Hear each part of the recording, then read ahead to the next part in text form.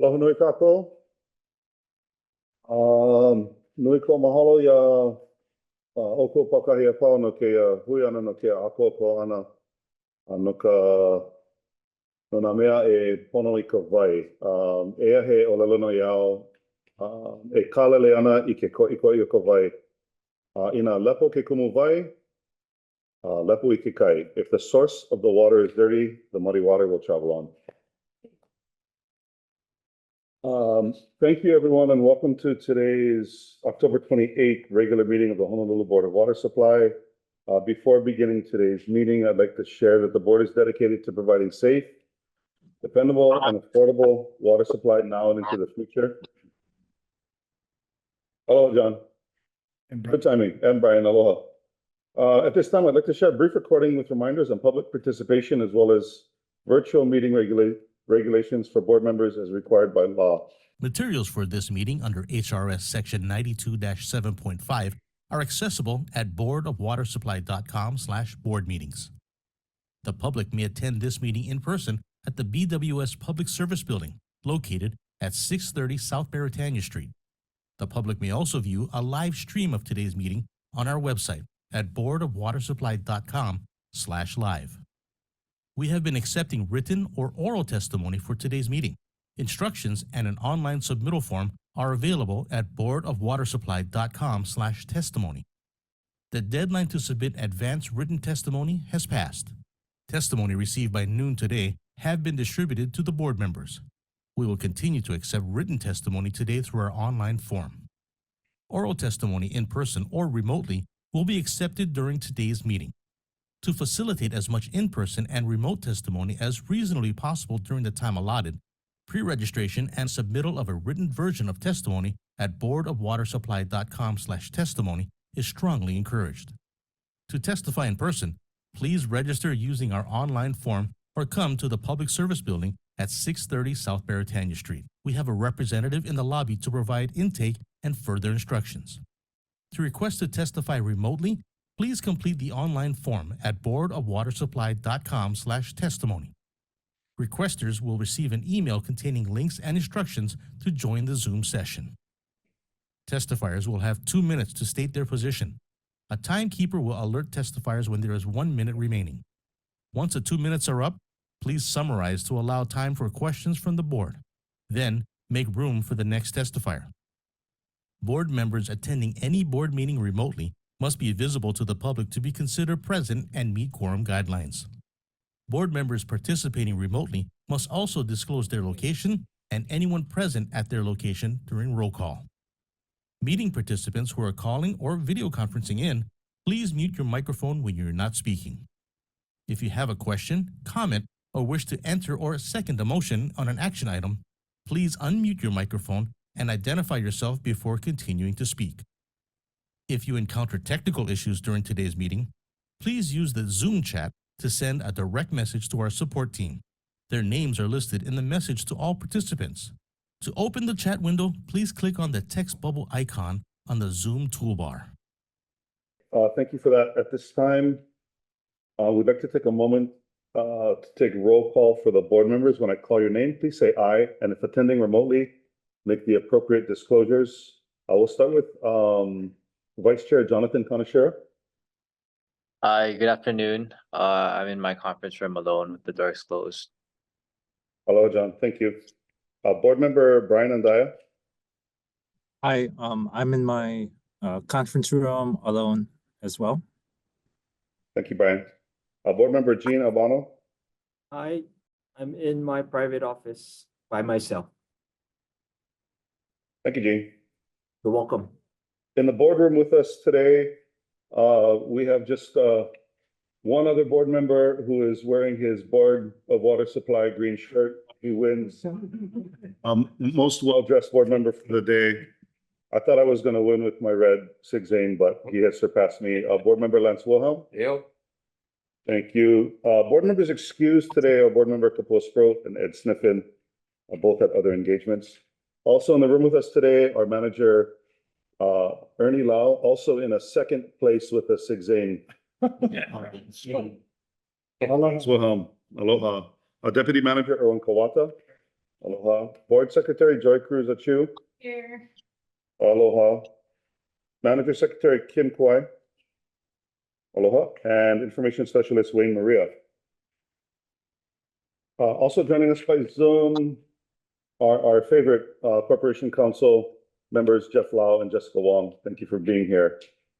We only have one item for action on our agenda today. And if I could just take a second, you folks, there is a ton of response for item for information number one, update on the BWS's response to the potential impacts of Red Hill fuel contamination. So I want to have Joy, when we get to that, I just want Joy to have you help us sort through the in-person first, and then those who are on Zoom, and then because there are so many people who have written in, we have 19 and counting.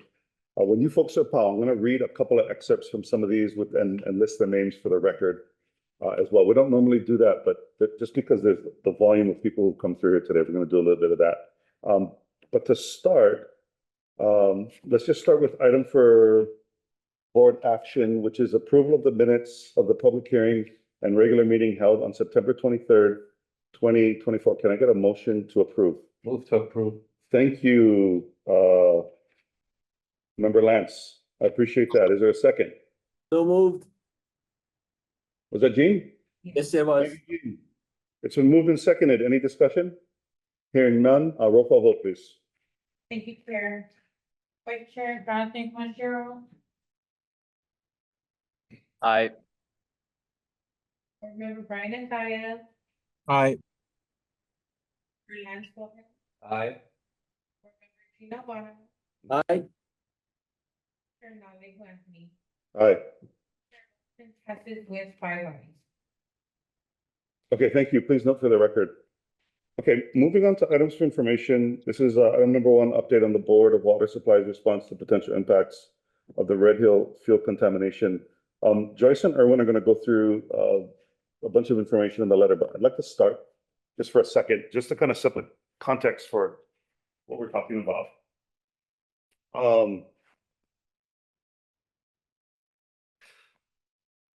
Well, first of all, thank you all for coming in person. Thank you all who are on the Zoom today.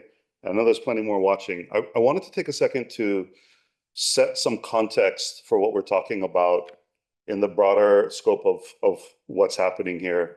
And I think plenty of you have, and the information that's coming in the packet are going to kind of get into the meat and potatoes of the letter. But I wanted to just set some context around the Board of Water Supply and kind of where we're at as an organization. So the Board of Water Supply has been around for a really long time. We're 95 years old. We're going to be 100 in 2029. As a matter of fact, the Board of Water Supply predates the EPA. We predate the Department of Health. We also predate the Federal Clean Water Act. Okay, we have been working tirelessly for almost a century to provide clean water to all of us in the room, all of us on the Zoom, everybody on Oahu. And if you ask the question, well, why has the Board of Water Supply been around so long? The answer is because 100 years ago and 500 years ago and 1,000 years ago, people understood the importance of our water. They understood it. And so 100 years ago, when there was a huge change in our community, in the way that we farmed, in the way in which we took on all these different practices, they needed some organization to come together to help to shepherd what would be purveying of water to now more than 180,000 customers on this island. And it was understood that it had to get done right, and the water had to be pure and clean, and that continues on to this day.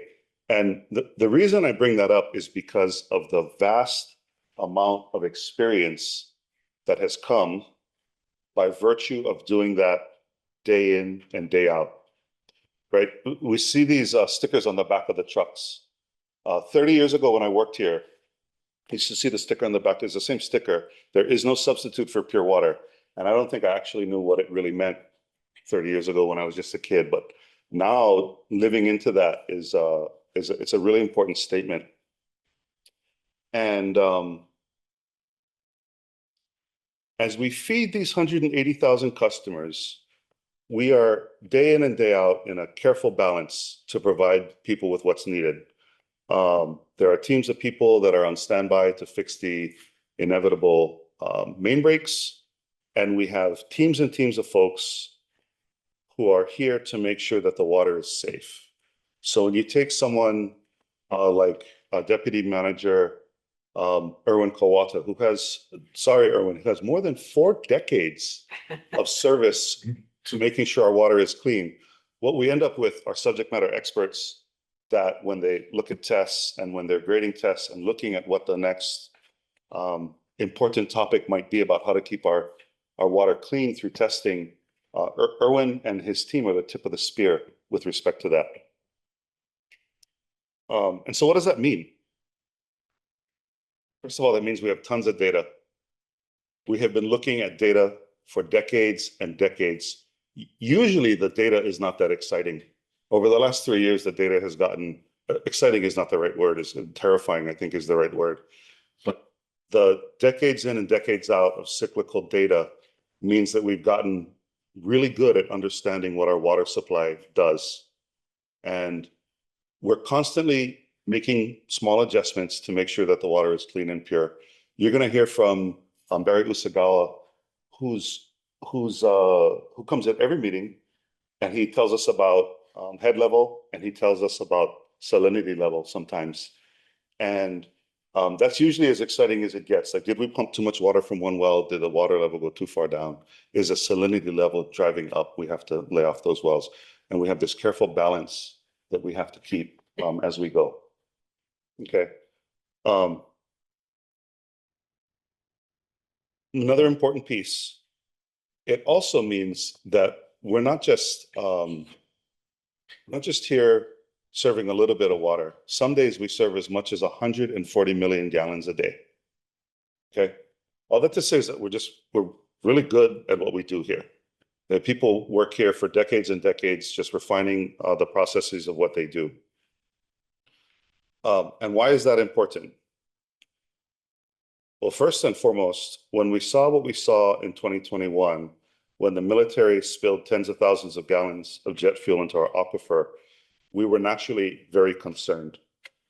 And we're lucky, okay, you folks, we're really, really lucky that our chief engineer, Ernie Lau, took the action that he did. Okay, it was preventative action. Nobody told us to do that. The regulator, the EPA, the DOH, nobody asked us to do that. We did that out of concern for what potential contaminants could enter our water supply. And all we need to see is what has happened at Joint Base Pearl Harbor and their water supply to understand the stakes. Okay, so this is not in the background of some myth. This is in the background of real things happening to real service members on a scale that we have never seen in Oahu before. Okay. And it also means, and this is really where I think this story intersects what everyone's here to talk about. It also means that I believe our job is actually much harder than the regulator's job. You see, the regulators, the Department of Health and the EPA, when they see a jump in our drinking water supply in a test, in some test that comes back with something that is not supposed to be in our water, then we have to correct it. But our job is to make sure that that stuff never gets to our water supply in the first place. It never enters into our pipes because in some instances it might be too late. So it's a hard job. It's something that people do day in and day out for decades. And I wouldn't take it so seriously at today's meeting, but I want to remind everybody, and I want to thank everybody, especially those of you who work here, that my job, I believe, is to come inside, you guys. Anyway, my job is to make sure that we thank you folks for your service, and that when someone calls that into question, we bring it to the forefront and we address it. Because I don't want anyone to think hear that your work and your service is not appreciated. So thank you.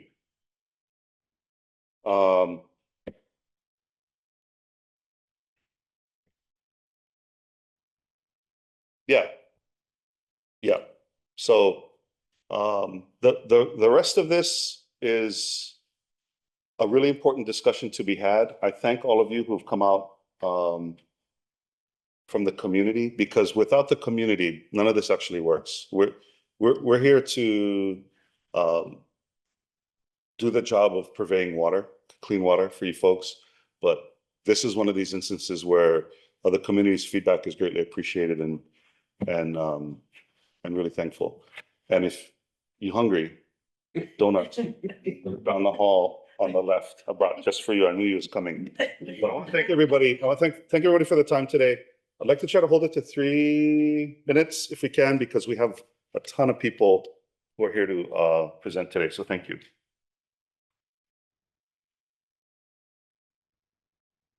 Thank you, Chair. We have a short presentation that we wanted to give an update on Red Hill. Yep. Recognize Joyce Lynn as well as Erwin Kawata. Thank you. Thank you. Hey, Chair and board members. This is the October 2024 Red Hill update. So this update for this month is a little different. We're splitting it into 2 parts where I'll be providing a quick update on Red Hill, and then followed by our Deputy Manager, Erwin Kawata, will be providing a update on the PFAS detection in Halawa Chef, or at Halawa Chef. So on October 9th, we had the Fuel Tank Advisory Committee meeting. And following the FTAC meeting, the Board of Water Supply hosted a hybrid public event for the community to attend and debrief. Our subject matter experts presented to the public the same presentations that they did at the FTAC and answered questions from the public as they went through all the slides. The community meeting was very well attended online and in person, with lots of positive feedback from the community members, thanking the Board of Water Supply for the opportunity to ask questions and receive answers on their inquiries. And so here is one of the slides shown during the FTAC by the University of Hawaii at Manoa. This is part of their latest findings of potential groundwater flow, which suggests a Malpa to Makai flow.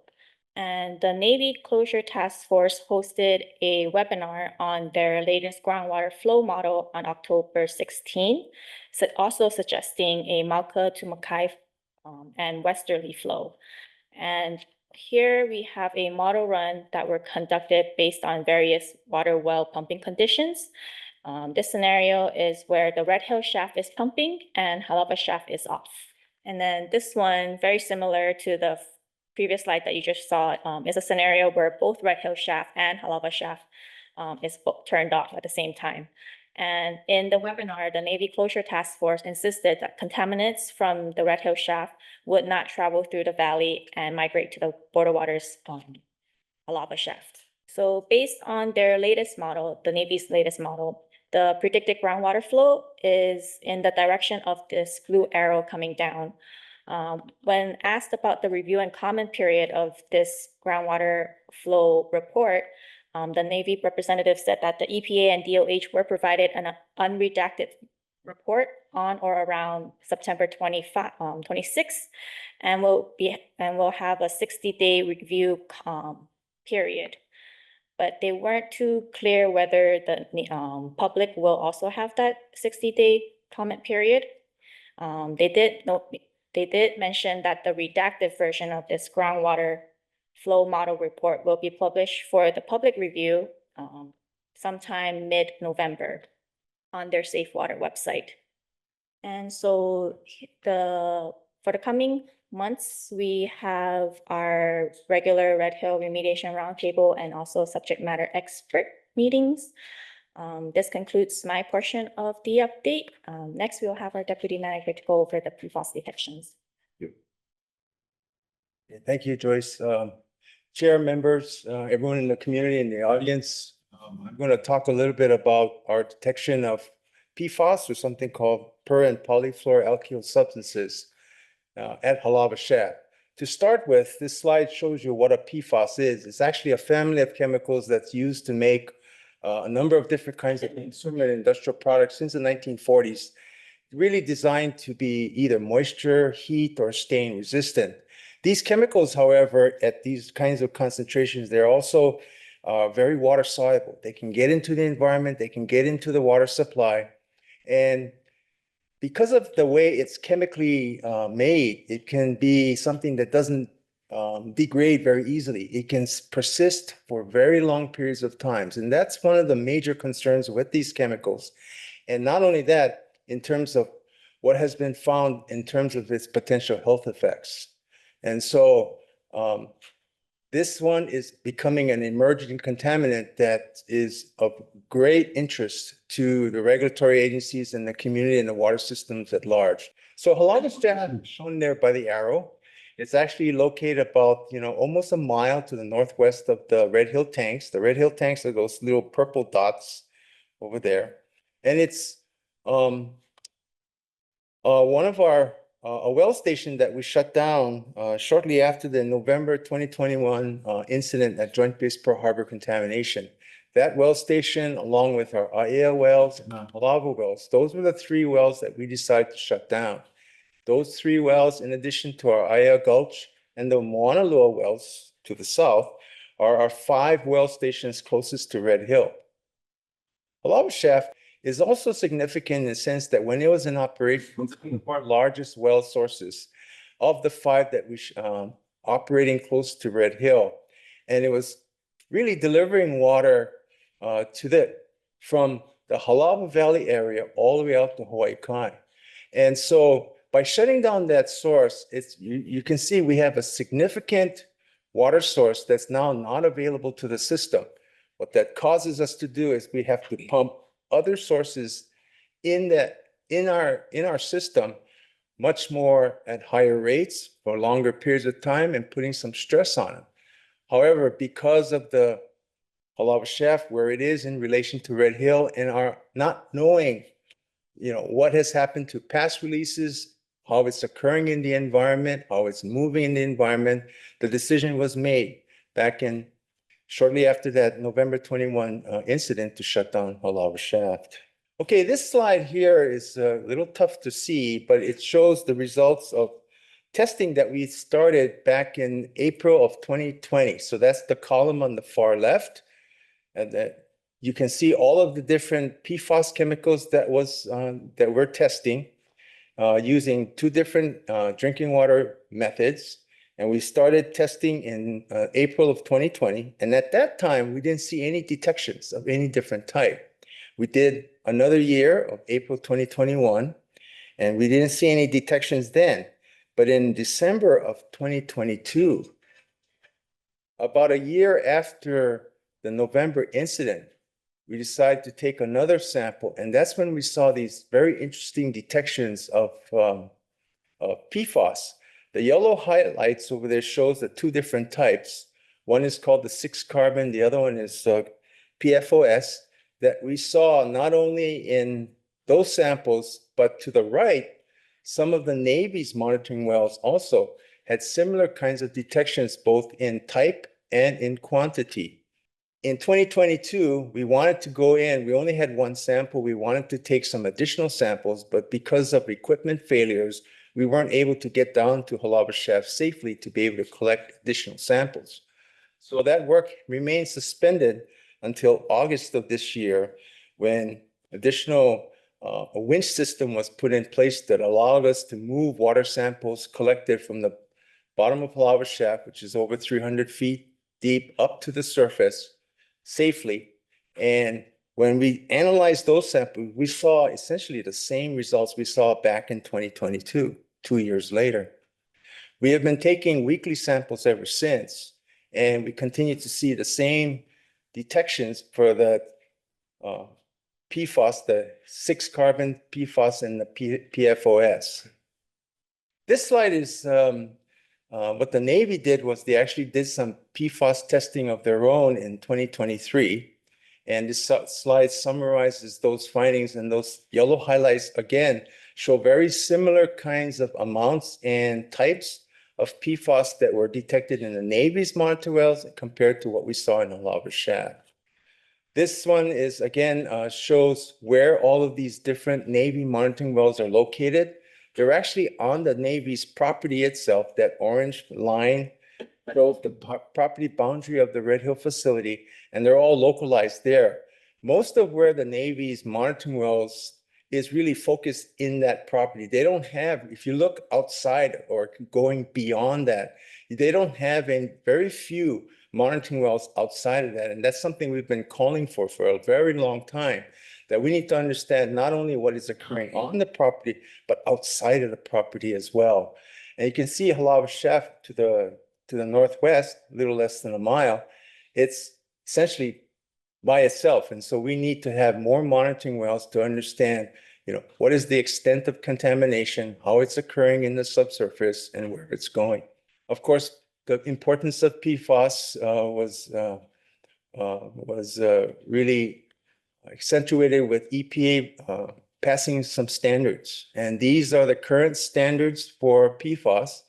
PFOS is one of them at 4 parts per trillion.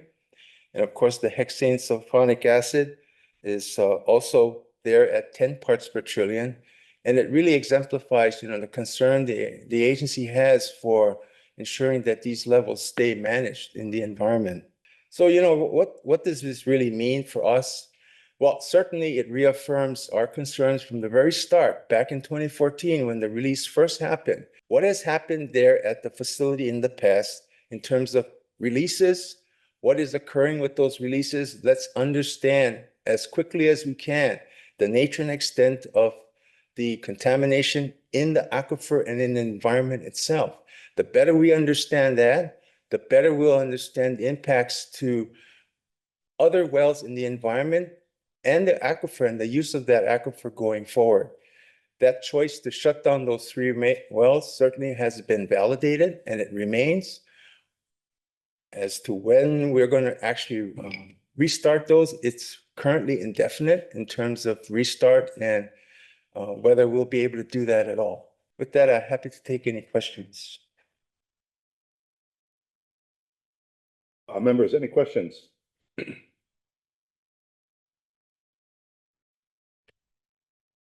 Okay, maybe just a couple. That last slide, Wayne, can you put that back up? The restart of Halawa Shaft with the PFAS detection, does that now presuppose that you have to filter in some way to turn it back on? Well, there are ways to remove PFAS from the water. However, restarting Halawa Shaft also draws the water, and it could potentially move water from the Red Hill area over to Halawa Shaft. So you have a couple of things happening there that maybe there's a possibility to treat, but also by restarting that well station, it could change the aquifer. It could cause past releases from Red Hill to actually move closer to Halawa Shaft. So really, when you kind of think about it, for the future is concerned, restarting the Halawa Shaft is really not an option, because you don't want to bring that contamination over until they fully really understand, the extent of the contamination. Again, as I've said, extent of the contamination and how it's changing and moving in the environment. Which is really drilling more monitor wells or test wells in areas where there are very few or no test wells. If you go back to the map, you'll see the locations of monitor wells. This slide, or you want to point out areas where the monitor wells are? Well, right now, the monitors wells are located within the property boundaries of the Red Hill facility. And that's where it primarily is. There is a few that's outside of it, to the south, but all of them, or a majority of them, are within that property. You don't see any outside of it to the northwest in the Halawa business area, over by the quarry, or over by the prison. You don't see that. And even to the west, you don't see any monitor wells to the west either. There's a big gap in. There's a, understanding. yeah. Right. Okay. And maybe between the three of you, Joyce, the question is, Have we gotten any more clarification on the groundwater flow model and when we might have an opportunity to see the raw data? At the last FTAC meeting, which was October 9th, the Navy said in about a month, they would have a redacted version of the groundwater flow modeling report. Okay. So one more month, we'll see the model and the data that's redacted, and then we will have some time to, Yeah, we can anticipate from past experience, it's going to be a report on the range of 500 to 800 pages. So it'll take a little while to do the detailed review. okay. The last report that we did see, the redacted version, was from 2020, around the time of the pandemic. Okay. Members, any other questions? Are we gonna take up the letter, or we're just gonna let the testimony loose? I think maybe allowing folks to provide testimony if. Well, so one of the challenges is that I just want to make sure that whoever's watching in the ether, as well as our members, kind of understand where this is all moving towards and why everyone is here today. And I know everyone's very busy, and so I don't know that there's context to it. Would you like me to kind of go over the letter we received? If you could give us a brief overview, Ernie, I don't know if you're gonna jump on the podium. Thank you, folks. Thank you, Joyce and Erwin. If you can just give us a brief overview, just a couple of minutes, so we understand and have some context to the almost 30 people who are testifying in one way or another. Yeah, thank you, Chair. This is Ernie Lau, Manager and Chief Engineer for the Board of Water Supply. We did receive a letter on October 17th of this year from the US EPA and the Department of Health. And the letter was actually responding to 7 previous letters that we had sent to the regulators, providing comments on various things like the pH detections at our BWS IL wells, the comments on the Navy's tank closure plan supplement 3, comments on PFAS remedial investigation work plan that the Navy is proposing to do a Superfund investigation of PFAS releases, contamination at the Red Hill facility, and also the weekly sampling and analysis letter that we requested weekly sampling.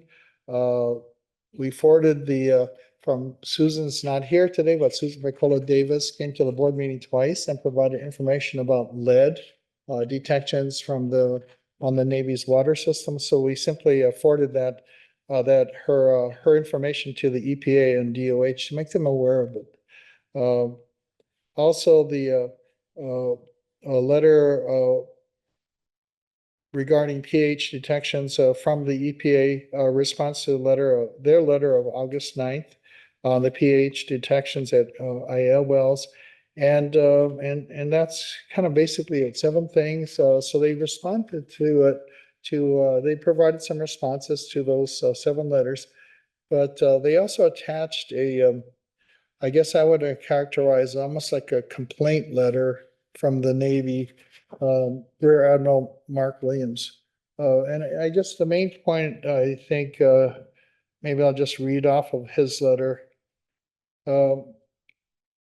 Despite BWS's continuing misinformation, the Navy has always been and remains committed to the safety of the consumers served by the Joint Base Pearl Harbor Hickams drinking water system.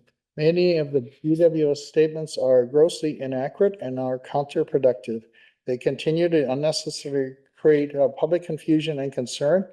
The Navy looks to the regulators to help counter this misinformation by educating the public about EPA standards and the Navy's data that Joint Base Pearl Harbor water system water remains safe for its users. And so I think that was one of the main points that I got out of this. And the EPA and DOH then kind of passed on that message. And in their letter, in the closing, second to the last paragraph, this is from the EPA and Department of Health, quote, "We are concerned that BWS letters and subsequent public presentations of incomplete or incorrect information has created significant public confusion about the overall safety of Oahu's drinking water. We request BWS to seek EPA and DOH input into the BWS analysis prior to public presentations in order to prevent further confusion. Unquote. End quote. So that's kind of the October 17th letter. Thank you, Ernie. Members, any questions? Okay. Hearing none. I have an updated list of in-person folks. I appreciate your patience, and I will try to call you in the order which I think we received your testimony. And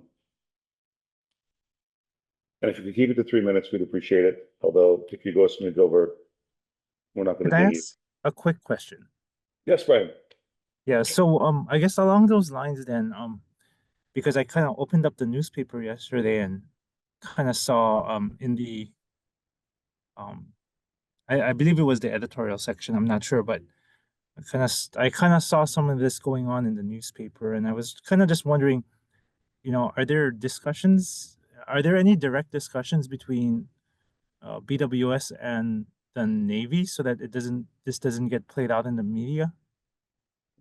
Okay, so let me take a crack at answering that. So there are a handful of scheduled meetings that are going back and forth between the larger Red Hill Vi and the Navy, although the meeting that was supposed to happen this week got abruptly canceled Friday at 6:45 p.m.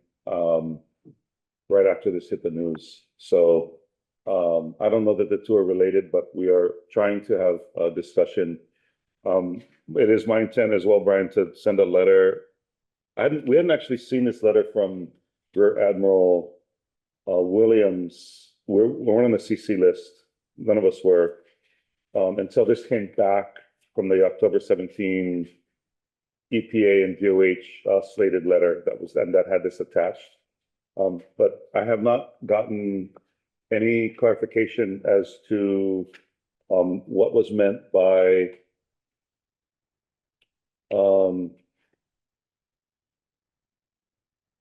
misinformation and grossly inaccurate and counterproductive statements. So it would have been helpful if that included the list, but none has been included yet. Okay, just wondering. I just don't think Yeah, I think and the media would be that. by the way, just for everyone's clarity, this letter didn't go to our website until today. Is that right? Yes. Today. So this, and there were the CC on this letter were a number of people, but the media didn't get this letter from us. No. This came from other people. So it would be my preference to have this conversation with the Navy as well, but we are where we are. Brian, one thing out of the Fuel Tank Advisory Committee meeting that Rear Admiral Williams made a request was we provided comments from our independent peer reviewers of their long-term monitoring plan. This is for testing of the water from Joint Base Pearl Harbor Hickam. But I also offered and he requested that we try to get together to share our mana'o about the extended drinking water monitoring plan. Because I told them, what is in the best interest of everybody, including the people that they serve, is that the tests are done properly, that the data is reliable, and that they fully understand what is not in the water. So we'll be reaching out to Admiral Williams to offer that chance to meet. Okay, thank you. Okay. Joe, you're gonna help me here, okay? Okay. So we're gonna start with in-person testimony. We're gonna start with Walter Chan. Aloha.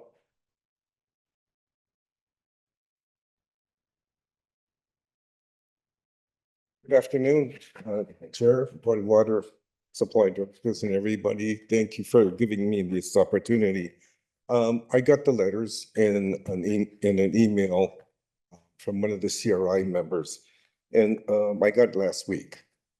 So by the time I finished reading them, I was very upset. And I'm upset till today, and I'm scared. It has scared the hell out of me. On the day that the Board of Water Supply and the members of the Board of Water Supply is prevented from being able to provide public with information, whether it's your opinion, the results of your testing, your predictions, all of that information is extremely valuable, and we trust you. The biggest thing about the Navy and the EPA and even the Department of Health, we don't trust it. As of this day in 2024, we realize that some of the data information that was provided to us that's available on the Navy's website is tainted or it's slighted somehow. So it's hard for us to explain or trust any of it. We trust you guys. We trust the information you provide us. You educate us. A lot of the letters that the EPA referenced that you guys submitted were your comments, questions, and again, information. So the education of the public, we rely on you guys. We can't rely on EPA and the regulators. That Chair, you had mentioned that your job is harder than the regulators. It's 1,000 times harder because you act in a manner that is preventive. The regulators act in a matter of after the fact. Something is already spilled, the water is contaminated, then they're trying to tell us what we have to accept. The Navy's position and the Navy's letter is basically complaining about you guys speaking up. But one of the concerns is that the thing that they're complaining about is what we see all the time from them. The gaslighting and the misinformation continues, and that just creates more distrust. So this confusion that exists is not really confusion. I think it's more distrust. Admiral Williams says there's lead in the water, but it's safe because regulators said so. CDC, EPA, national health institutions tell us lead is a neurotoxin. There is no safe level of exposure. The 15 parts per billion action level is not a safe level of exposure, although he tells the public and he tells the military families that it is. He tells them the water is safe, even though there is a significant amount of lead detections. The information Susan Piccola Davis provided is telling everybody this. Are you guys paying attention to this data and letting them know that you can't be sitting here saying, well, if it's less than 15 parts per billion, it's safe. So again, again, I want to make a comment that we trust you guys. We appreciate you. We appreciate the decades of service that you guys have provided for us. And we trust you from our community. Thank you. Thank you, Walter. Any questions, members? Thank you. Lima Di Costa, thank you.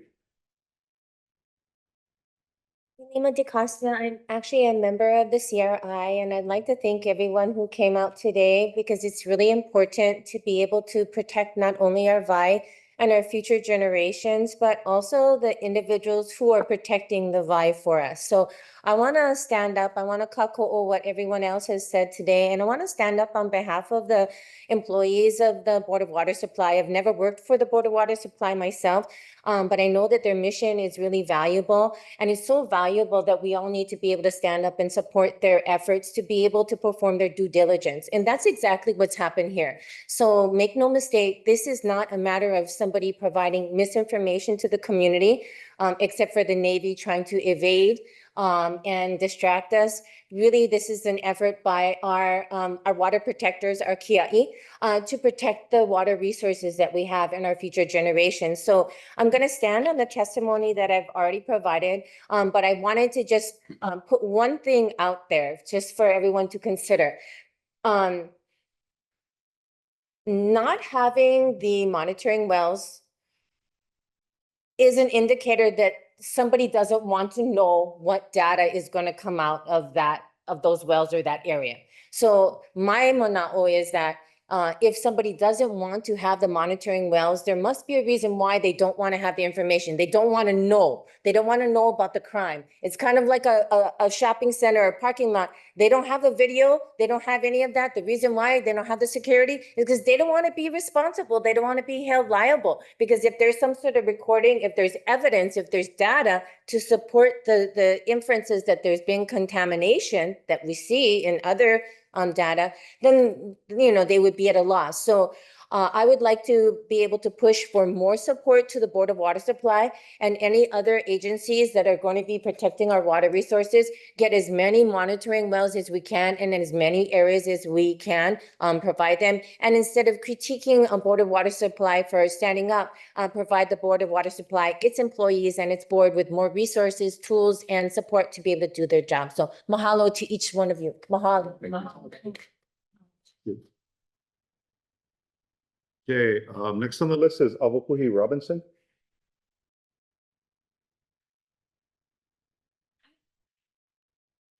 Oh, you know what? I think this is the more level and then you don't do the read notes, but.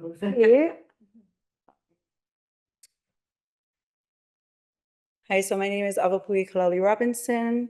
I am here to stand on behalf of myself as a Kia'i, as a Hawaiian, and to mahalo the Board of Water Supply. I myself lived in Kapilina Beach Homes, and I went through this spill. And during that time, there was information that I literally saved the emails that came from the property management that kept telling us the Navy said there's nothing, this Navy said there's nothing. And to be honest with you, like, thank you so much, Ernie, because if it wasn't for Ernie, the people in Kapilina would have been oblivious to the water. Completely oblivious. I even looked at the map and I said, we're too far. There's no way. And then we get all of I monitored, I'm a researcher. I may not know and understand all of the little chemicals and PFAS and this, but I researched it. I would go into their data and I would find home after home, fuel. They would tell me, oh, it's not. And then all of a sudden this year, they're saying, oh, the hydrocarbon petroleum fuel, it was fuel. And that was back in 2021 now we're saying. I no longer live there anymore. And the other thing I really want to thank you to, I'm sorry, I don't know you, I know him, but yeah, I really appreciate that. One, there's a Wilhelm in here. Hey, Molokai, let's go. So I want to really show appreciation to your Olelo no Eao. Olelo no Eao to the Hawaiian people mean a lot to us. It's a kauna. It's a way that we check ourselves and motivate ourselves. So if we're doing something bad, that's probably because you needed that Olelo no Eao today. And I also was shared Olelo no Eao, and this is from a haole. They reached out to me. And haole does not mean a derogatory thing. It's just a foreigner. It's just somebody who's not from the Aina. And they went through friends to get me this message. And the message was, Avapuhi, this is for you. Said the blood of our people are in the water of my roots. So if you didn't know, I speak a little bit choka English, but I went graduate Marino, so I'm a little bit educated. But my first language is Olelo. I learned Olelo in the back of my mom's Datsun on Red Road down in Puna, okay? But my Olelo today is a little bit more pressed down because I went to English, and so, but I can read it and understand it. So I had one of my friends, Mahalo Nui, translate it into Old Kauna. We call it Kauna, which is old. And the translation came out in two ways. One was no ke koko o ko'u maupo e. Aya no ma loko o ka vai ola. O ko'u mau a'a. So that's one translation. The one that connected really to me says Aya ka ua koko o ka la hui e ola ai. To me, that is, here's the water of our people, our blood is in this place. And for the la hui e ola ai, and the people who are protecting us is non-Kanaka. And we, on our end, as a Kanaka, need to recognize that we have allies like Ernie. No worry, if I win all the lands, you can stay, okay? So, you know, yes, we really need to look at ourselves as a community, Kanaka and non-Kanaka, that whoever belongs here is blessed to be here. And we have people who support us. So this is a message to Kanaka as well. We have people like, I love Tara, that support us, that are not of our cocoa and not of our blood, because cocoa, we all are here. We're all protecting. And I usually miss these because it's really like pompous to come into this boardroom. But I wanted to come today really to share my mo'olelo, that from a person who was on Kapilina Beach Homes. I even did the laundry for them. I own a laundry company. Don't call me, I'm busy. So, you know, I was in that community and I was oblivious to it. And it wasn't until I saw this guy, I mean, you're kind of wild on it because you're trying to get all the information out. But it wasn't until I listened to his testimony in the news that I was like, he's onto something. He's onto something. And this is my tito over here, love you, cool. But the map, I've been telling people, look at the map. Look how much water it's supplying. And look at it. And if it wasn't for him, for standing up and putting his life on the line, because I'm sure they almost tried to fire you a couple of times. But if he didn't do that for us, the Lahui, everybody, non-Kanaka and Kanaka, today we all probably would have had fuel in our system. Because if you don't understand it now, they don't care. They want to block his word. They want to block their word. They want to block their testing. And so I just wanted to say mahalo to everybody and mahalo to the Board of Water Supply. You guys are my friends and ally. And I just wanted to thank Ernie out of the deepness of my heart, because if it wasn't for you, my family would probably be poisoned today. So thank you so much. Mahalo nui.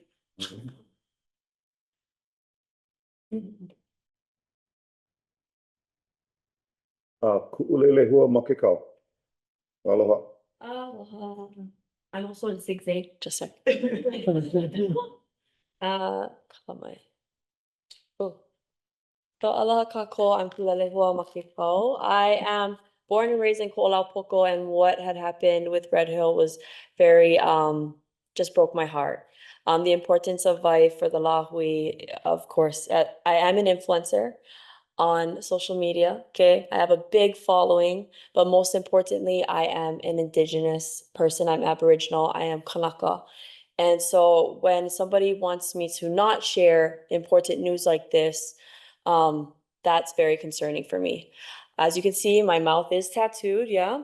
My papa always says that my kakao should say something without me opening my mouth. So it's very rude for Hawaiians for us to stand and have our hands behind our back, to not share information, right? What's behind your back? What is not being shown? So wanting to hide information like that and wanting things not to be in the light is very strange to us. And we're really grateful that we do have all these allies, all these Kanaka, but also the Navy does have a history of not being honest with us. Yeah, a long history. Kahawai, that's another one. Anyways, but I just wanted to share that, you know, us being here, taking the time, I actually, this was not planned. I kind of just came along. I'm actually I live on Big Island, but I decided, you know, I can come and speak for Vai. It's very important. The word for wealth is vai, extra vai, because vai is so important. And mahalo nui loa for Board of Water for keeping us safe for almost 100 years. But like you said, those other corporations weren't made until, you know, well after you guys were established. Well, our kupuna have been taking care of water for thousands of years. We got thousands of years on making sure that our resources are pa'a. So who better to know than Hawaiians, Kanaka, people of Hawaii, because we're brought up with it. So again, please don't withhold information. I'm going to share everything that I can on my following and make sure that people here in Hawaii and not in Hawaii know about what we're going through. And I hope that I can be a servant to my people by sharing this. Okay, mahalo nui. Thank you.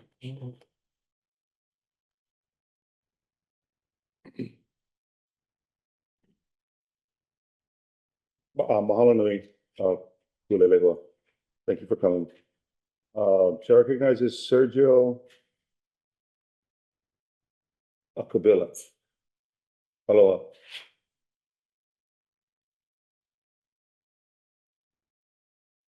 Good afternoon, Chair, Vice Chair, and members of this committee.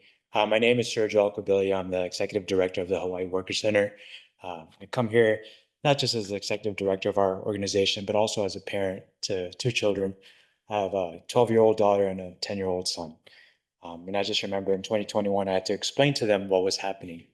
What was happening with their water and kind of the dangers of what was happening to our home. I do have a bumper sticker on my car that says "I love Ernie Lau."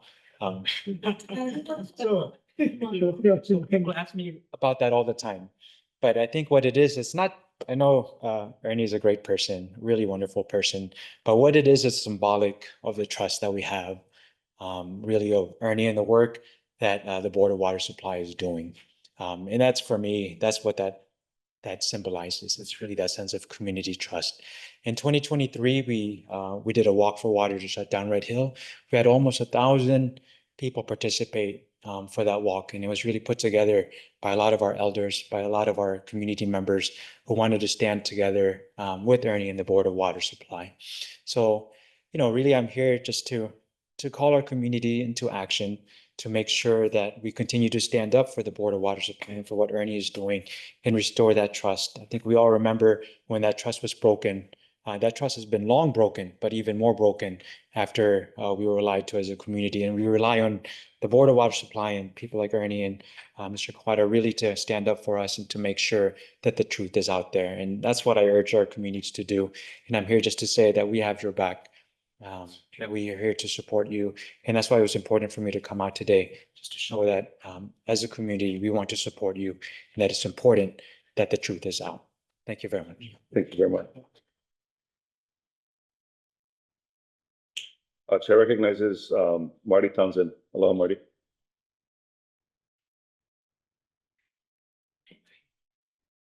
Hello, I'm Marty Townsend. I'm here on behalf of the Community Representation Initiative for Red Hill. I'm the former chair and continuing member, and I was outraged and appalled when I saw the news on Friday of what the Navy was asking of the Department of Health and the Board of Water and the EPA. And it's just, this is, things are getting worse, and we knew it was going to get worse before it got better. And this is yet just another example of the Navy choosing, instead of just being helpful and following in line behind Board of Water Supply's lead in terms of how to collect data and share it, instead of doing that with all of their buckets of money, the Navy has chosen to defame the Board of Water Supply and to call into question the efficacy and principles of the Board of Water Supply. It is outrageous, and we should not stand for this. I want to thank you, Ernie, Erwin, and everyone on the Board of Water Supply team, Naalehu. You guys are principled and brave, and we are so grateful to you. Thank you.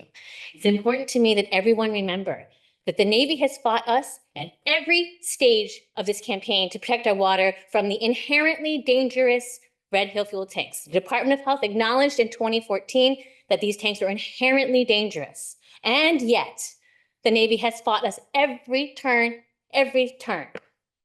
They engaged in misinformation campaigns after 2014, fought additional protections that were sought at the Board of Water Supply level, at the Department of Health level, and at the state legislature.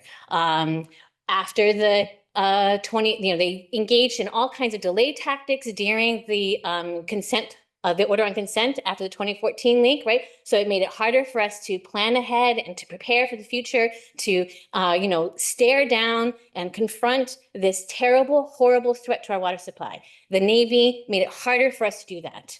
We cannot forget that. We cannot forget that after the 2021 leak, they denied it, right? And then when the Department of Health ordered them to shut down, what did they do? They fought that in court. So we cannot trust the Navy to help us out. We all have to get in behind the Board of Water Supply, and so that everyone knows, from the regular Makainana people on the street knowing who to trust their information from, all the way up to our congressional delegation. The Board of Water Supply has been there for us, have proven that we can count on them. Thank you for doing that, and for all of us, please let's stand behind them. Thank you.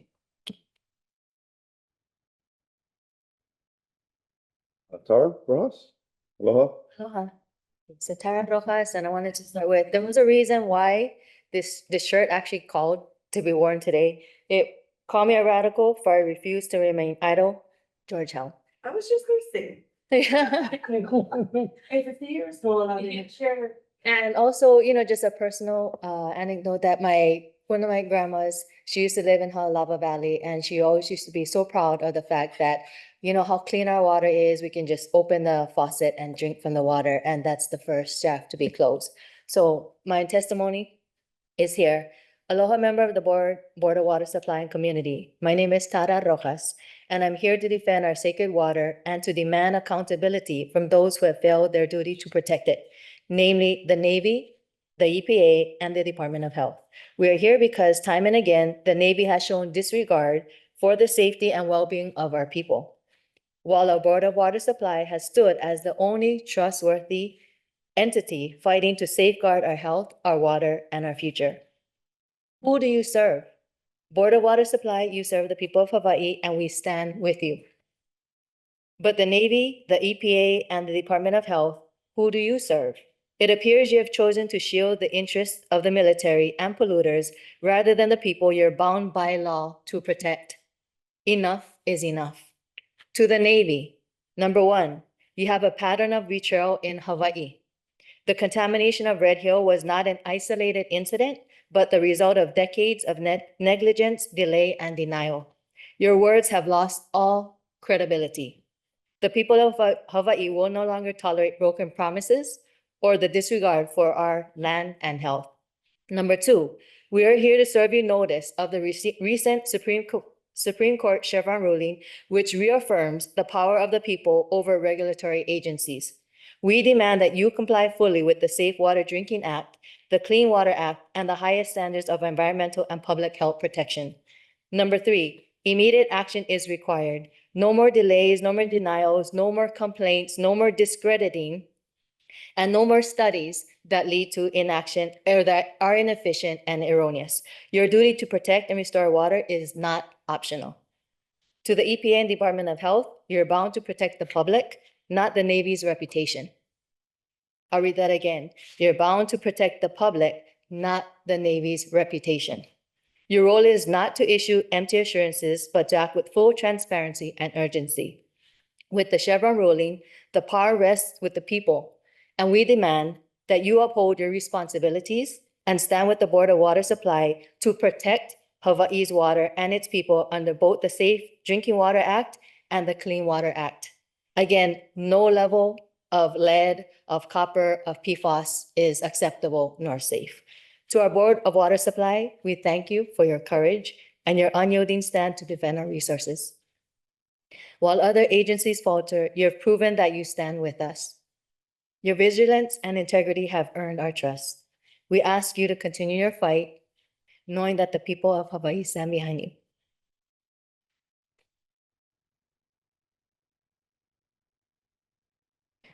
We're here today to say just enough.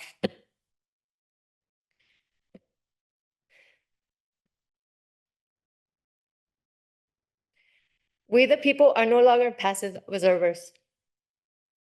We are here, empowered by the law and by our responsibility to future generations to hold every institution accountable.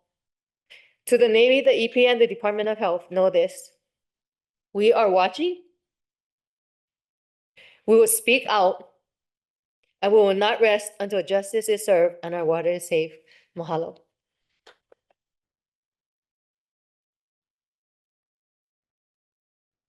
I have Susan Picola Davis.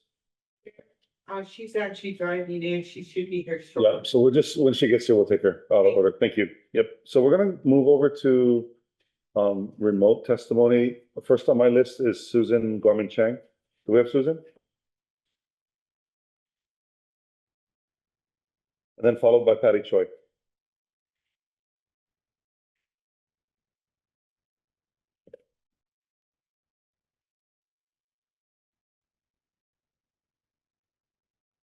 Okay, can we go over to Patty? Okay, for the record, Pattichoy.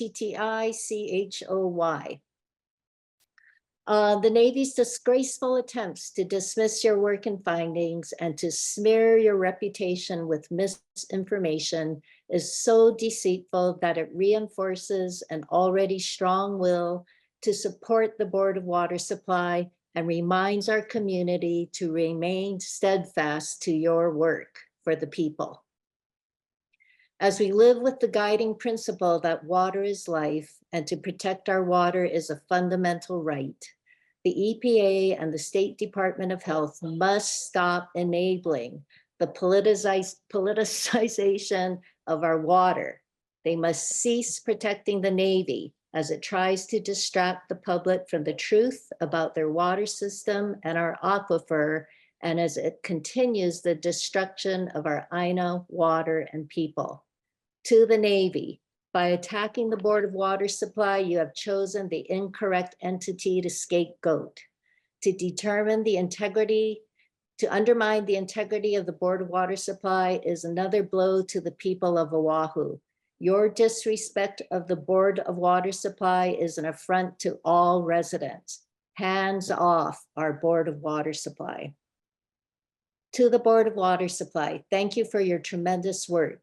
Your truth and sense of responsibility to the residents of Oahu has pushed the Navy, the EPA, and the Department of Health to a new low as they cling together to attack you. Their desperation proves your leadership and work is making a truthful impact for our community. Thank you. Thank you, Pat. Thank you very much. Oh, Well, we're moving on next to Sherry Pollack and then to Dave Mullinex. Okay, well, thank you so much for this opportunity to testify.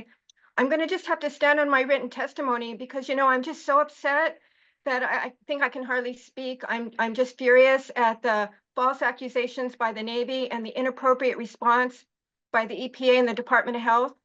And I just really wanted to take the opportunity to personally thank everyone at the Board of Water Supply, every single individual there for their hard work, their dedication, and for their service to our community. We would be lost without you. So please just keep doing what you're doing because we need you. And there's just no words that can thank you adequately. So I guess, you know, this is just a feeble attempt, and everything else everyone said before me, I completely agree with. And again, just really from the bottom of my heart, just so much gratitude. And Ernie, Erwin, all of you, we just love you so much. Okay, that's about it. I think I'll just stop here. Yeah, thank you, Sherry. And we do have receipt of your written testimony, and I've been through all the testimony today up until about noon. So thank you so much for your time in. thank you, Sherry. Yeah, we love you guys. Thank you so much. Thank you. Next on the line is Dave Mullinex, and then after that, we're going to Xavier Lozano. Okay. Can you hear me? I can see you too. Hello, Dave. Aloha. Dave Monex. Yeah, Greenpeace Hawaii. Uh-oh. Okay, you pressed the wrong one. He'll come right back, I'm sure. Do we want to take up Xavier Lozano? And then we'll let Dave right back in.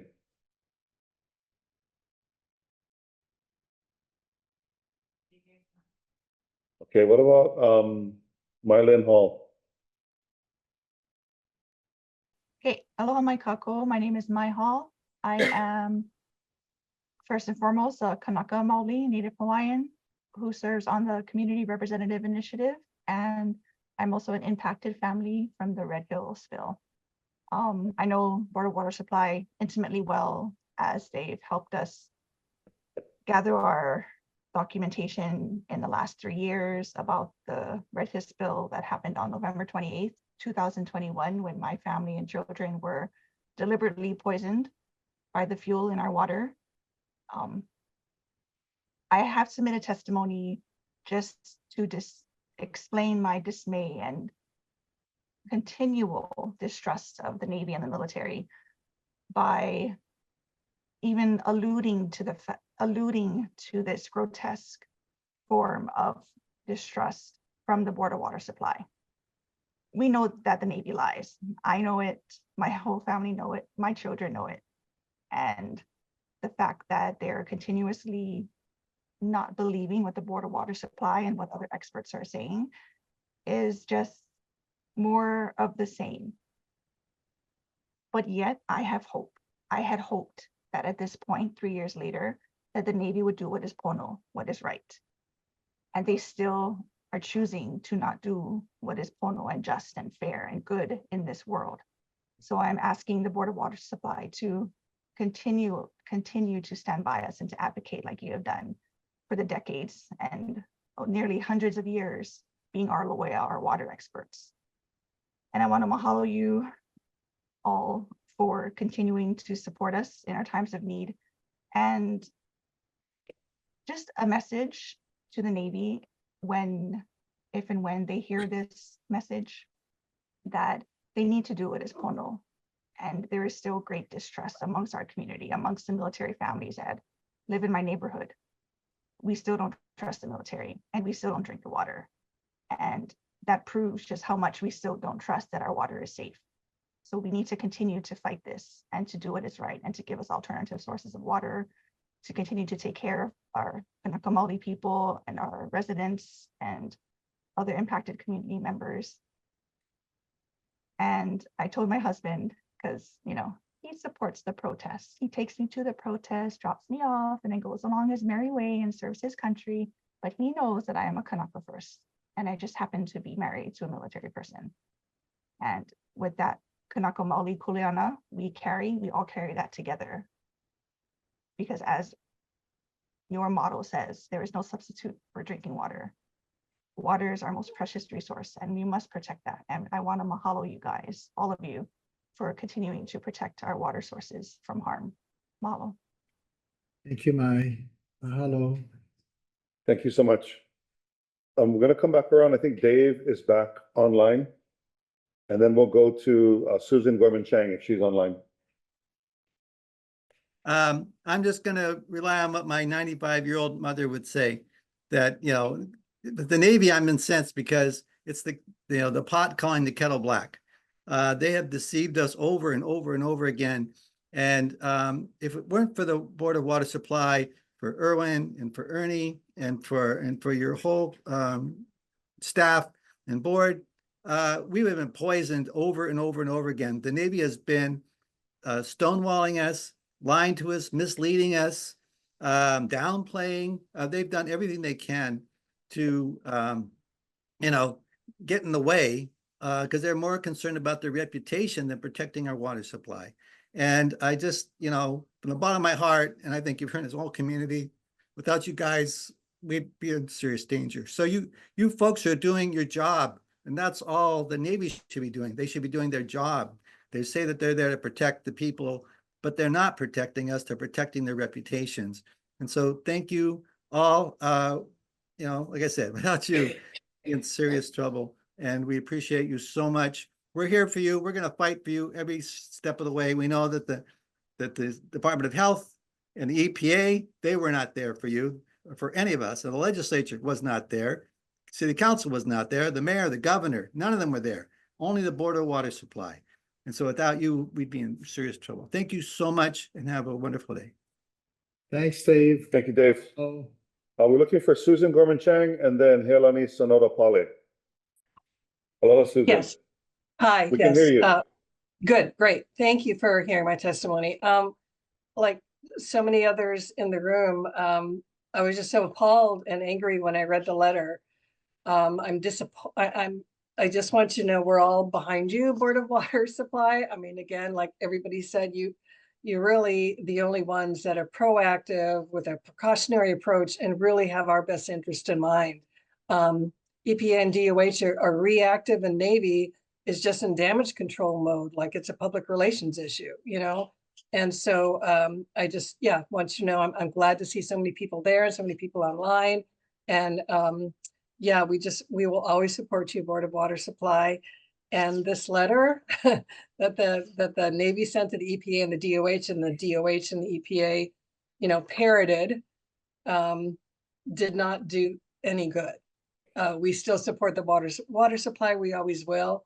And even more so, we distrust now the Navy and the EPA and the DOH. So if they thought this letter would make things better for their reputations, it has not. And again, we just so applaud the Board of Water Supply, and I'll leave it at that with my written testimony. Mahalo. Thank you, Susan. Susan. Looking for Helani Sonora-Pale, and then we'll go to Jamie Simic. You gotta go on mute though. We can see you, we just can't hear you yet. You have to unmute. There you go. Aloha. Aloha. You guys should have gotten my testimony, so I'm just gonna stand on my written testimony. My name is Helani Sonora-Pale. I'm here on behalf of Kalahui, Hawaii, and the Oahu Water Protectors, and we stand in support of the Board of Water Supply and your work to secure a future for our people to have safe, uncontaminated drinking water. We mahalo you for standing strong and upholding the safety, health, and the well-being of our Aina and our people, and putting that first. And I do want to say something that, you know, after reading those letters, it was sent to myself as a member of the Red Hill CRI. I did go back and review the leaked public narrative plan that the Navy had put out. And, you know, it really put all of this in perspective. In all of what the Navy says, we cannot really count on them telling us the truth.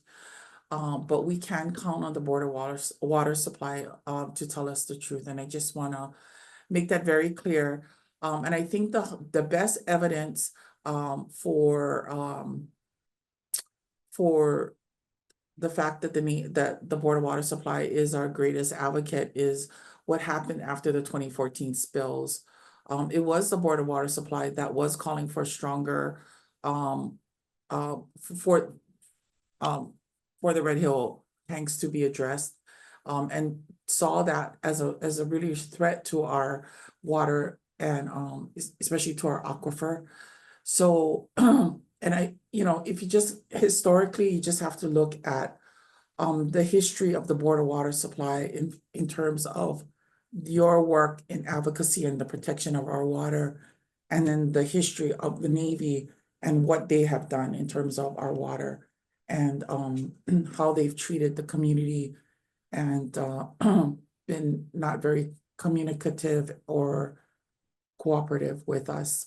So I just wanted to share that, but I don't want to take up too much time, but mahalo everyone, and thank you, Ernie, thank you, Erwin, and mahalo to the Board of Water Supply Board. Aloha. Aloha. Thank you so much, Helani. Mahalo, Helani. Last that I have on my list is Jamie Simic, and then looking for anyone else who might be online who wishes to I think I saw Susan. testify. Oh, okay, so we'll go to Jamie Simic, and it looks like Susan Piccola Davis is online. Hi, Jamie. Hello, Jamie. Go ahead and unmute. Hello. I am muted. Can you Thank guys you. hear me? Yes, we can. Thank you. Aloha. I submitted a written testimony, and as a mother and an affected family member who not only experienced the 2014 leaks, but the 2021 and previous leaks before 2014, I want to say a huge mahalo nui to you guys, Ernie and Erwin, for not just standing for Oahu and the affected families, but you guys also gave us a safe place to come to ask questions, to bring our information, to sound alarms, and to also gather information in order to proceed forward and to find the answers that we desperately needed for our families. You didn't turn your back on the military. You have not, the military families that have come out there, you did not turn your back on the island, and you continued to protect the Y. You stood when nobody else would stand in the face of great pushback And now that you're receiving even more pushback that others have received as well, such as myself or anyone else telling the truth against this big entity, we all stand with you. And I just want to tell you from the bottom of my heart that you made a difference in my life and you made a difference in my children's lives by continuing to proceed with precaution, but also digging for the truth and listening to the community and protecting the community. And you've protected Oahu, its land, the resources, the people, and most importantly, the why. And so for that, I am forever grateful from my ohana to yours. And even though I'm standing quiet a little bit right now, united we stand, and together we will continue to rise. And I will continue to stand in support and be forever grateful. So from the bottom of my heart, thank you. And I hope that you continue to stand for Oahu and all of the families. And as you're getting the pushback, remember what a difference you're truly making in all of our lives. Thank you, Jamie. Thank you, Jamie. Oh, Jamie. Chair recognizes Gina Hara.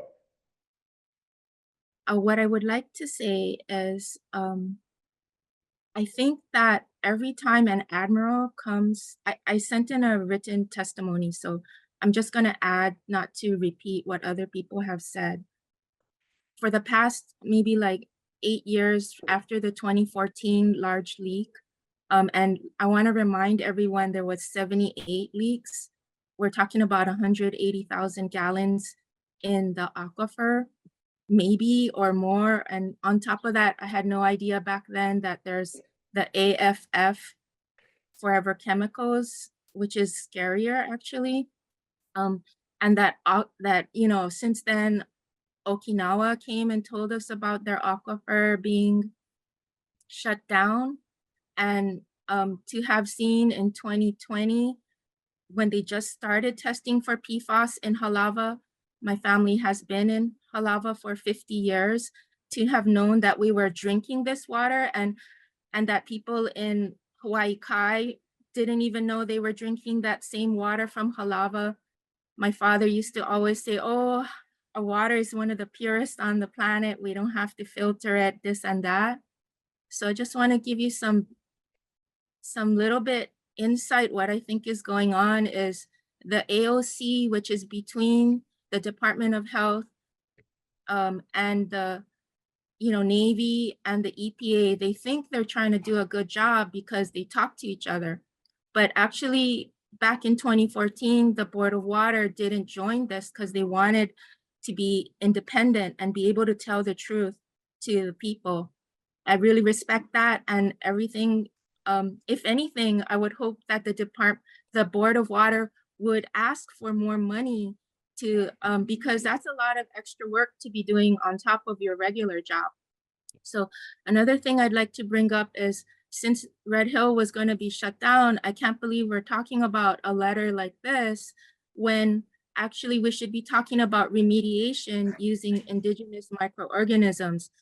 When I testified in my last testimony to the legislature, after 8 years, I summarized in 2 minutes, asking the legislature to be behind Hawaii needs, this is the statement, Hawaii needs a comprehensive, holistic, indigenous microorganism-based remediation program for the aquifer and the land. Everybody signed it in a month. The governor, the mayor, both legislators, state, and city council. So I would like to encourage a Board of Water to remind everybody that everyone, almost 99.99% of everybody on Oahu loves the Board of Water and wants them to take the lead. And don't forget about the remediation. And thank you so much. I appreciate your time and thanks for listening. Thank you, Gina. Thank you for your time today. Joy, do we have anyone else online? Yeah. Okay, so there's a few more people who have come in person, and we thank you for your patience. Wayne, for a second, I'm going to you next, and then Susan, you're after that. Chair recognizes Wayne Tanaka. Wayne. Aloha, Wayne Tanaka with the Sierra Club of Hawaii. Good afternoon, Chair, members of the board. Just to add a few points, a few thoughts to this conversation. For the last 3 years, I've, like many others, have been living and breathing this Red Hill situation. I, consume everything that's put out, like from the Navy, from the Board of Water Supply, from the EPA and Department of Health.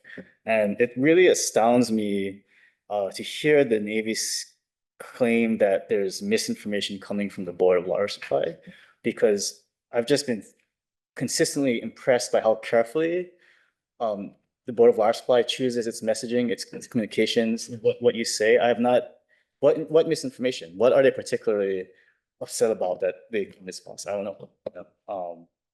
On the other hand, there's lots of receipts on the Navy's end of things they've said that are clearly erroneous, including lying on the stand during a contested case hearing, including saying that they work with the regulators and that their facility was being operated above and beyond industry and regulatory standards. This is in February of 2021. We all know what happened after that. And so it's just perplexing that they would use this lazy trope, this Chicken Little trope, to try and discredit the Board of Water Supply, and evade accountability and distract the community, I think, from what's really going on. So I think it's very important that we focus on the real issues here, right? There's fuel in our aquifer. There's 5,000 gallons, probably potentially up to 2 million more gallons of fuel, and who knows what else that's leaked from this facility over the last 80 years. We don't know, we don't have a good idea where this plume is. We don't have a good idea where this plume may be going. And part of that is because the EPA and DOH never enforced the timely satisfaction of the 2015 AOC that required the Navy to create a groundwater model, a model that needs the kind of data that the Board of Water Supply has been asking for. And we have no good idea of how to remediate this contamination so that our kids, our grandkids, our great-grandkids don't have to live in uncertainty and worry about whether next day or next week is when their water supply is going to be contaminated. And so until those things are taken care of, and these are, to be clear, these are Navy problems, these are Department of Defense problems. And until those things are taken care of, we need to make it their problem. We need to make it their top priority. And maybe that means shining light on all the other things that's been going on, whether it's the lead contamination that's, been confirmed in Pu'uloa, like right on the beach where kids play, whether it's the proposal to increase the bombing of Ku'ula, a bird sanctuary, in the 21st century, which makes no sense, or even challenging their leases, which are up for renewal. That I know is of great interest to the Department of Defense. And I also want to really emphasize how important it is to pay attention to what's going on in other places, because it's the same playbook that's been used for years and years and years, from Okinawa to Guam to Albuquerque. It's uncanny how similar the strategies have been on the other side. And we're, I think it's important that we start making these connections and conveying that to the broader public so that they don't get distracted, so they don't get confused by the kinds of myopic, like head in the sand kind of approach that we've unfortunately had to deal with for far too long. With that, happy to answer any questions. Sierra Club is, proud to stand in strong support of the Board of Water Supply and all that you've done, and we're just grateful. And yeah. Thank you. Thank you, Wayne. Thank you. Chair recognizes Susan Piccola Davis. Hello, Susan. Hello.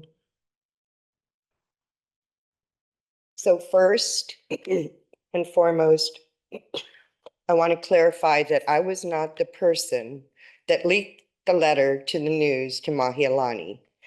And the reason I'm saying that is because Ernie made sure I got a copy of these letters because of my presentations in August and September.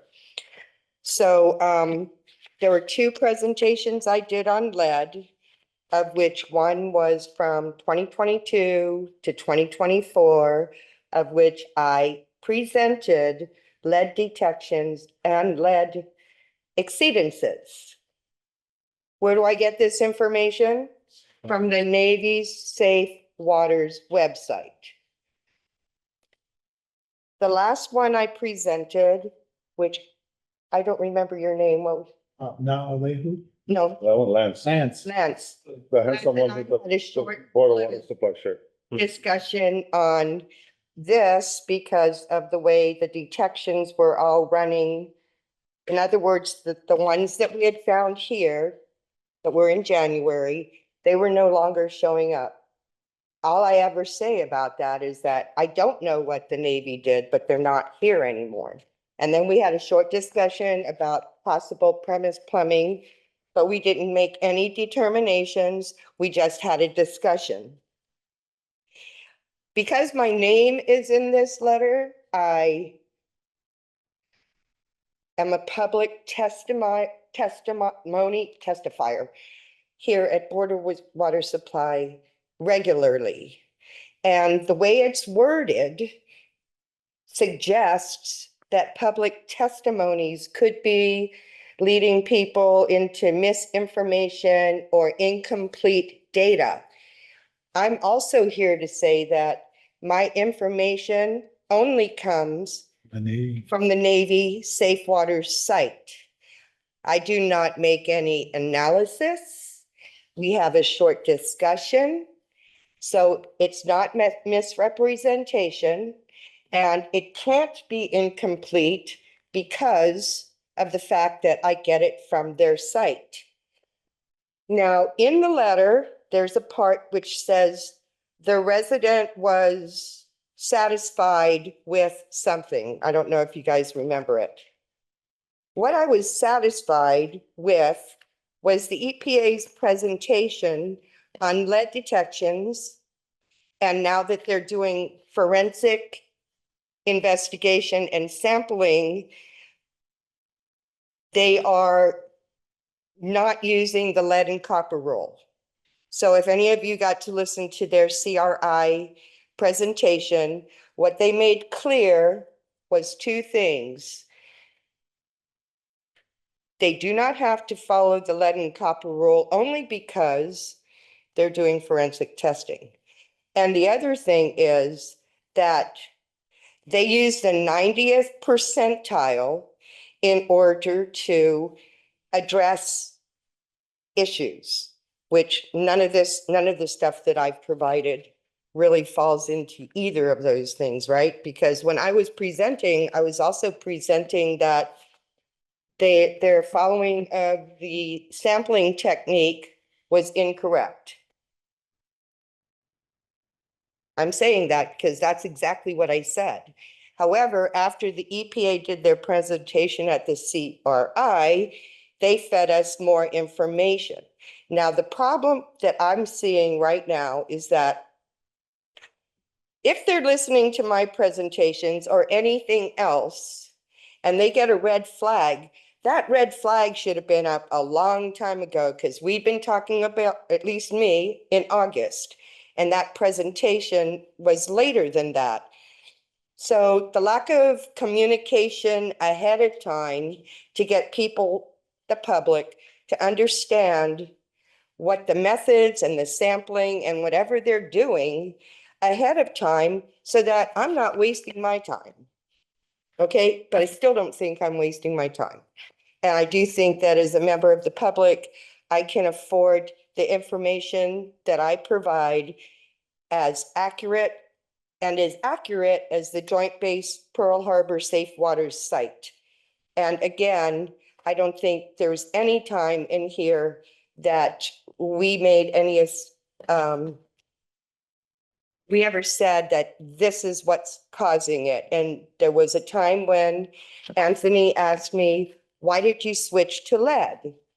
And I switched to lead because of Chris Waldron's report and that he was giving us information about total petroleum hydrocarbons that we weren't really able to address right away.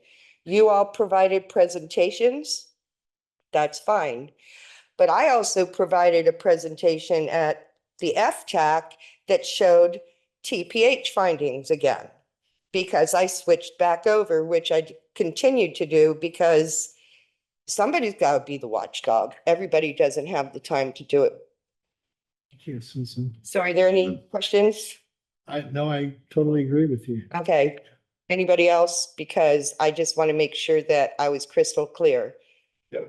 And your lead discussion has reverberated through this community. I heard it on the radio this morning, so thank you. Okay. Yes. This gentleman would like to testify. Oh, absolutely. Come on up. Come on up. Sorry, I missed you the first time. Can you just say your name for the record? Yes. Aloha, my name is Eddie Doblis, for the record. Hello. I'm currently a student enrolled at UH Leeward in Kapiolani. I've been on island for, this will be my third concurrent year. And I absolutely love this place. And I know that I'm Holly. I know that I'm not from here. But the biggest thing that I've learned is you have to respect the INA. And the Navy has constantly lied. And from what I've learned just in this last year, because my professor here has been very adamant about showing us and spreading the truth, is that they do cover up and they do lie. And the US military and the Navy has had years of them covering up their lies because it doesn't fix mission readiness or doesn't do those things. And for me, I'm actually a Navy vet. I did 3 years and I understand how it works, but I also have seen it from the inside. And they say don't judge a tree by one bad apple, but there's a lot of bad apples in this tree and they don't hold themselves accountable. And that's the one thing, is if an admiral gets in trouble, you know it's a relief of duty and they won't say why. And that's a known fact, is that there are things that should be let known, but they want to redact it or hide it because it should get swept under the rug. And for here, that's not acceptable. There needs to be consequences for their actions that they have done for years and affected all the people and all the families. And I would just say I'm truly grateful for the support that you guys have been doing and all that I've been able to learn. And as a student, I'm just very grateful to be here and to learn and see people fighting against an injustice. Mahalo. Thank you. Thank you for your time, Eddie. Absolutely. I appreciate the chance, because this is basically the only venue. Go up to the podium. Thank you, Susan. Monthly, I get a chance to present what I find from the joint waters. And it's monthly. It's not quarterly. It's not semi-annually. And so this is the type of venue, regardless of whether it's the Navy or the EPA or the DOH, there needs to be something that's monthly coming from other sources. And if there are entities that are upset because public comes here, it's because public comes here because we get a chance to testify at least monthly. And I really thank you all. And I heard somebody else earlier saying, thank everybody that works here. And then the third testifier also included us Howleys and Kama'aina, and all of us are here really to protect the water, regardless of what race or where we come from. We're here to stand to make sure this water stays clean and that the Board of Water Supplies does not get contaminated. Thank you. I would just add, but thank you, Susan. We had 20 people either in person or online today. We have another 18 folks who have provided written testimony. I'm just going to read their names into the record.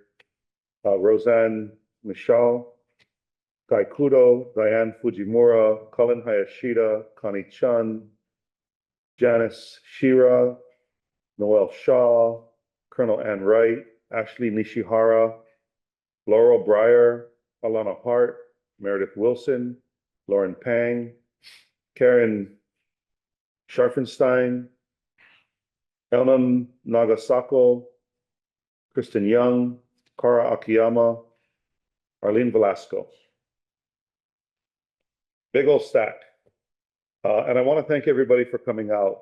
And I want to recognize that, to your point, this is one of the only venues that allows folks to be able to chime in on their concerns in and around water. Sometimes it's not the water that we're purveying, but it is an opportunity to be able to raise some of these concerns to the appropriate folks who can then take it up in the regulatory manner at which it needs to be taken up. So I want to thank everybody for their patience. This one for more than an hour. I want to also give Joy one last opportunity to call on anyone else who may have snuck in under the wire here or is downstairs. Do you want to testify? Are you good? You got the donut? Okay, good. Okay, last chance. Okay. Are there any other questions or comments for item for information number 1? Hearing none, we're gonna go on to item for information number 2, recruitment status. I'm gonna apologize to Michelle because I owe her an email, but we'll deal with that later. Michelle. Yeah, Chair, could I take a 5-minute break here? Absolutely. Can we, before we take on item for information number 2, can I get a motion to take a 5-minute break? So move. Thank you. And a second. Second. Thank you, John. It's been moved by Lance and seconded by John. All in favor, say aye.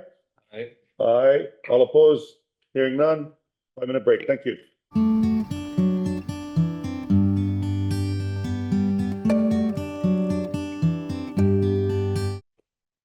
Okay, we're back in session. This is item for information number 2, recruitment status. Chair recognizes Michelle Thomas on Zoom. Aloha, Michelle.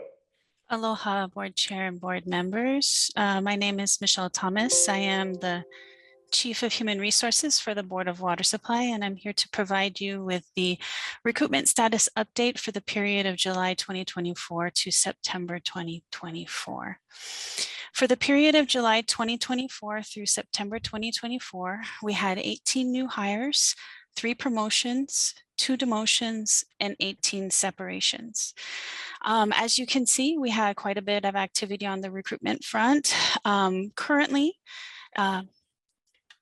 we have quite a few individuals who are with the Board of Water Supply, about 62% that are current employees that are not eligible to retire, and we do have a large contingent as well that are eligible to retire within the next 10 years. So I wanted to provide you with a little bit of information as to what we've been doing over the last quarter, just to give you some insights into what we're doing in order to help not only recruit new employees, but also retain the employees that we currently have. So as mentioned previously, we have quite a bit of activity that has been going on with regards to both our recruitment and our engagement. As part of our continuing efforts to maintain the BWS's status as an employer of choice, we've made significant efforts to engage our staff in a variety of ways. This emphasis on engagement helps us maintain a good internal talent pool and complements our recruitment activities. We continue to partner with the city and state and our industry partners to focus on and providing more training and continuing to develop better resources for our managers and supervisors. We hope that doing so will empower employees to be more productive and efficient and encourage our management team to be better resources for their staff. The trainings we offer are both in-person and virtual formats. They range in topics from skills-based trainings and compliance-based understanding to management best practices, interpersonal communication and team dynamics, and also include opportunities for our staff to refresh themselves on what they already know or to learn new skills. We also try to leverage our vendor and community partnerships to demonstrate our commitment to our employees' wellness as well as work-life balance. For example, recently the BWS held our 3rd annual flu shot clinic, during which we partnered with Times Pharmacy to make flu shots and COVID booster shots available for our staff on site, which allowed convenience and time savings for our employees and promoted wellness for both our staff and the community as a whole.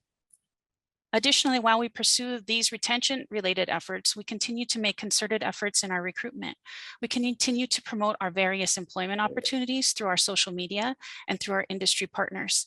We also continue to work with our community partners and participate in a variety of events to promote our vacancies. Some of the events that the BWS participated in over the last quarter included the Work Hawaii Career Fair and Hawaii Career Expo in July 2024, the City and County of Honolulu's Engineering Open House and the Hawaii Chamber of Commerce's Kama'aina Connect event in August of 2024, and the UH Engineering Career Fair, which was in September of this year. Upcoming, if you would like to join us at any of our upcoming events, we do plan to participate in the city-sponsored Hawaii Career Expo, which is going to be on October 30th, which is in a couple of days, at the Blaisdell Center Exhibition Hall. We will have Manager Lau, as well as other folks that will be present throughout the day to provide information and insights into the many opportunities we have at the Board of Water Supply. And so we would encourage any of you folks who want to meet and learn more about what you can do at the board and help join us in our mission to continue to provide safe and dependable drinking water to our community. This concludes my presentation. Do you have any questions? Members, any questions? Thank you, Michelle. Thank you, Michelle. Thanks for your patience today. Moving on to item for information number 3, status update of all groundwater levels at index stations. Chair recognizes Barry Usigawa. Barry, thank you for your patience today. Aloha. Mr. Chair and members, there are, as of in October, or for September, excuse me, 3 aquifer index stations are in low groundwater condition. Punaluu and Wailua are in caution status, and Kaimuki is in critical status. But since we took this reading in early September, it has since risen a bit. And I'll show you that in the next slides. The monthly production for September is 146 million gallons per day. The rainfall index for September, 40% of normal. The 5-month moving average is 112% of normal, so it's a good thing still. As of October 1st, the Hawaii Drought Monitor shows a range from abnormally dry to severe drought conditions toward the leeward coast.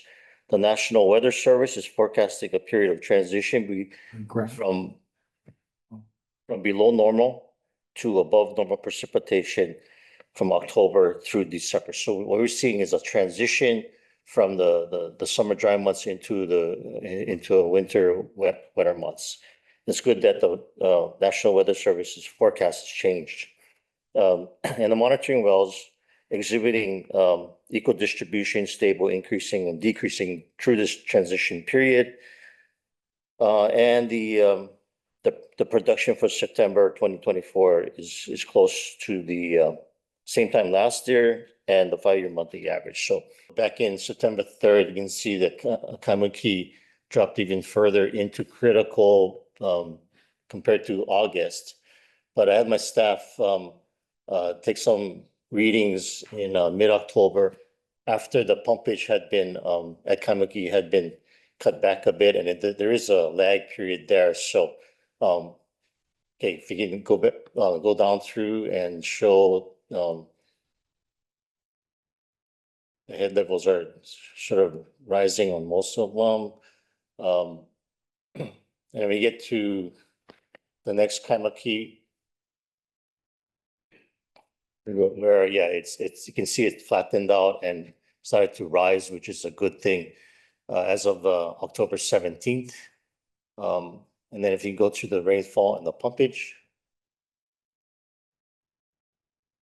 So yeah, I can see that the rainfall in September was low, although we just had some good rains this weekend. And then into the pumpage, where it looks like we just, over the summer hump, getting into the wetter season. So we expect the pumpage in the next months to start decreasing along the average 5-year monthly average. So that's my report. Thank you for pointing it out in the last meeting. So you think dialing back Kaimuki, because we're just going to be using less water in coming months, it'll slowly walk itself back out? Yeah, it will. It has done so for numerous years, has recovered with cutbacks. So once demand starts going down, then the pumping will continue to be lower than in the high months. And it responds pretty well, although there is a lag there. Sure. Cores are still pretty good at Kaimuki. Yeah, thank you. Any chlorides, that you guys are pumping that cause concern for you? Not at this point. During the beginning of the summer, there were some higher numbers that we saw, but they've since balanced out. And so, yeah, I don't see anything that, nothing alarming. Members, any questions? Thank you. Okay, Thank you. sorry, thank you. Okay, moving on to item number 4, water main report for September 2024. Chair recognizes Wayne Tello.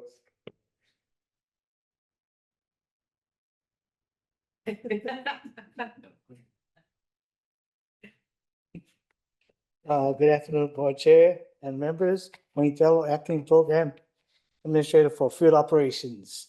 Water main report for the month of September. We had 30 main breaks, 14 were leaks, 15 were breaks, and 1 damage. Okay, leak detection report. We had 71 points of interest. 2 were main leaks, 43 were meter coupling leaks, and 1 leak on customer side, and 5 were service leaks. Any questions? Members, any questions? I just want to say that his leak detection team, led by Brian Chong and Jordan, went to the Hawaii Waterworks Association conference in Kauai and presented. Did a great job, and they're starting to build networks with the other county water departments to share their knowledge at EK, and try to everybody to work together to get better in the area of leak detection, preventing water waste. Are any other counties using this satellite technology? No, not yet. Oh, yes. Okay. But then they had some questions, so that's why our team went up and kind of gave the information how to get started and all that. They were interested in finding out how we work to find leaks and the type of equipment that we used. Yeah, awesome. Hopefully we can share some of that with those guys, and if it makes sense for them financially, they can pick it up as well. I know each Yeah, county, so. yeah, there's a good relationship between all the 4 county water departments throughout the state. Hawaii Waterworks Association's been around for 60 years now. So 60 years of this, building these relationships. Yeah, so awesome. Thank you, Ernie, for letting them attend. Yeah, no, they did a good job. Thank you. Yeah, thank Ray too.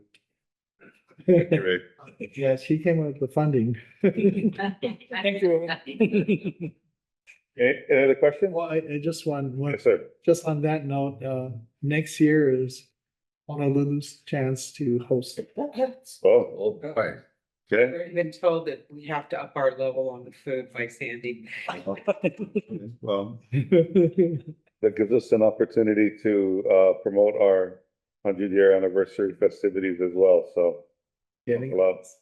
Okay, Wayne, thank you for your time today and your patience. Thank you. Thank you for all your hard work. We are at the end of our agenda. Are there any other things for discussion? Any other comments? Hearing none, can I get a motion to adjourn? Motion to. Oh, she beat me. Yep. So I'll second. Okay, thank you. It's been moved by Gene and Thank you. seconded by Lance. All in favor to adjourn, say aye. Aye. Any opposed? Hearing none, we are adjourned. Thank you so much for a productive meeting. Hello, everyone.